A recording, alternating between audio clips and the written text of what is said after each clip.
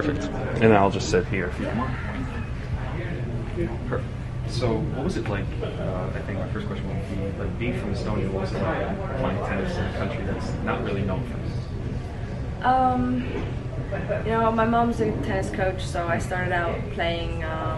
She was coaching me, and I sort of didn't think about the big tennis life or something. I was really enjoying competing, and I liked the game, and I did pretty well when I was already younger. I was beating everyone my age in my country, so I was really enjoying competing, but I never thought about making it or something until I was, I think, in the juniors. Why do you think that was? Was there anything you were more passionate about at the time that you wanted to do? No, not at all. I was so young, and honestly, it didn't even feel like it was realistic. Something. It was just I was so young, and it's such a long way to go from when you're so young, just practicing like 3-4 times a week to the professionals. You never know if when you're so young, you don't know if you have what it takes. Yeah, of course. So I didn't really think about it at all. I was really happy that I was doing well and beating my opponents at the time in my own country, and I think. And then I started traveling, in foreign countries like close by, like Finland, Latvia. Convenient too. Yeah, exactly. And it just sort of built on that, and then I started doing well in juniors, and that sort of when I thought it's just not as unrealistic as I thought. So who would you say you looked up to besides your mom, at least in the tennis world? I remember watching a lot of matches of Azarenka and Sharapova. I wouldn't particularly say they were like my idols. I don't think I ever had like a proper idol who I wanted to be like, but I really I remember I thought they were playing great, and I remember watching them, and of course Kaya was the only one from my country who had done so well and really made it through the pros, and I think it sort of, in a way, it sort of showed that it was possible. And did you think, being from Estonia, did you think you had an edge over people because not many people recognized where you were from, maybe? Is that...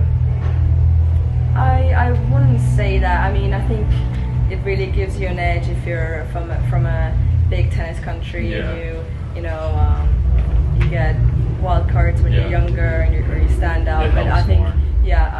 From being from a very small country, I'd say it doesn't make it any easier. Of course.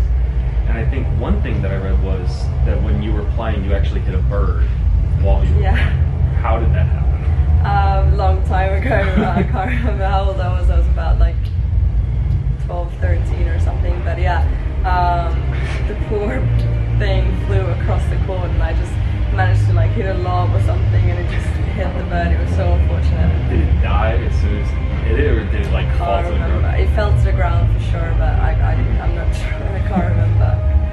And you had other, I think, passions when you were younger. You did a dance competition and singing competition. Much younger. It said that you were required to do that. It wasn't like a competition. It was like it was part of a thing we did at school, and I went to a really small school, so these classes were like mandatory. It was like a dancing class in a choir. Okay. So it was just mandatory, and it's like a huge dance and singing festival in Estonia. It's very popular, and my school managed to qualify for it, and so I was right away. I was part of the whole thing, although I'm not a great singer, and my dancing is not amazing either. I was about to ask if that's how you passed your time on tour. No. You teach other people on tour how to sing and dance. I think it would be very painful for others to hear me sing, I think. I've heard you're a Game of Thrones fan as well. The infamous Instagram photo that you recently took in the Daenerys. What do you think of the first 2 episodes?